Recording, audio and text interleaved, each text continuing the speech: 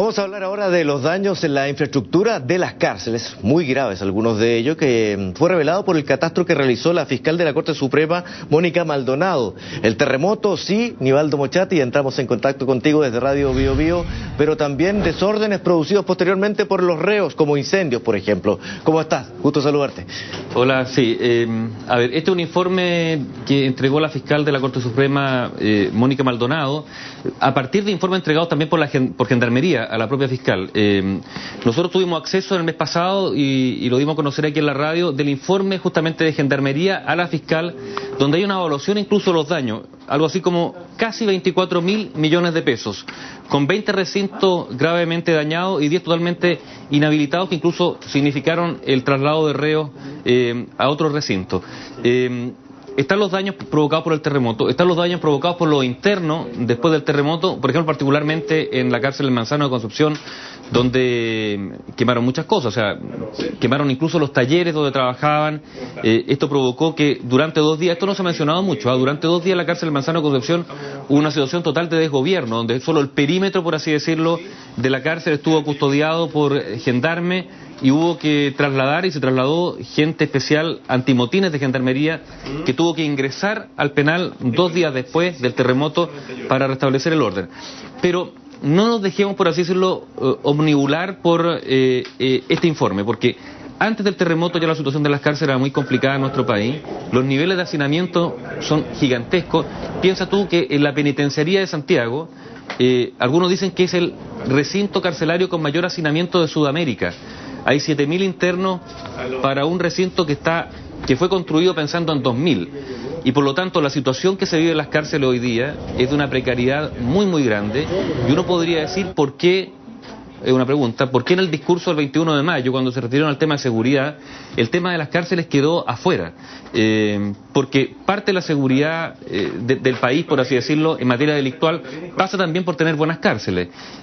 Sobre todo porque los reos están privados de libertad, pero su condena es esa, ser privados de libertad y no ser sometidos a un trato degradante. Y hoy día lo que ocurre es que en los penales del país mayoritariamente los reos están sometidos a una situación muy muy degradante, que además es degradante para quienes trabajan allí, vale decir, para los gendarmes.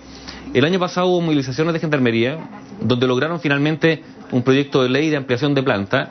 Esto todavía está en trámite y por lo tanto podría recién, si es que hay agilidad y voluntad política por parte del Ejecutivo, podría traducirse en aumento de funcionarios a fin de año o en noviembre. Y por lo tanto estamos muy atrasados con un tema que quedó todavía pendiente del año pasado respecto a la situación carcelaria.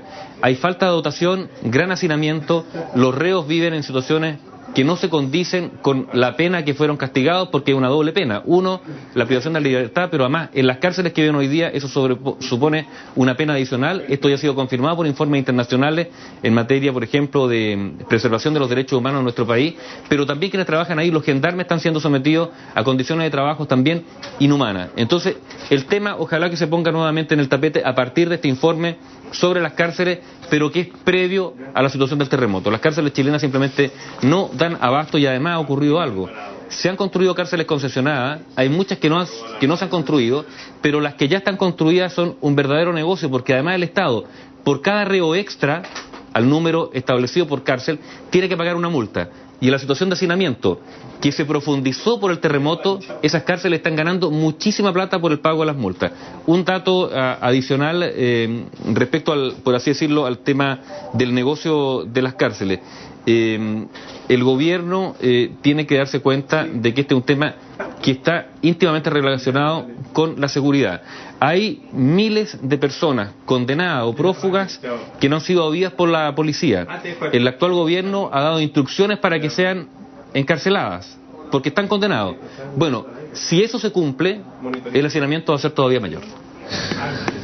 Así es, Nivaldo, muchas gracias por la información. Hay otros problemas también que tienen que ver con la quema de algunos archivos, por lo tanto en algunas cárceles no saben qué proceso está cada uno de los reos que están dentro de los sectores más complicados por estos incendios o por los derrumbes provocados por el terremoto, maremoto también en algunas oportunidades. Así que así está la situación de las cárceles, pero como tú decías anteriormente, esto se arrastra de muchos años atrás y no tiene nada que ver con el terremoto del 27 de febrero en lo profundo, ¿no? En la raíz del problema. Así. Nivaldo, que estés muy bien, muchas gracias. Hasta luego.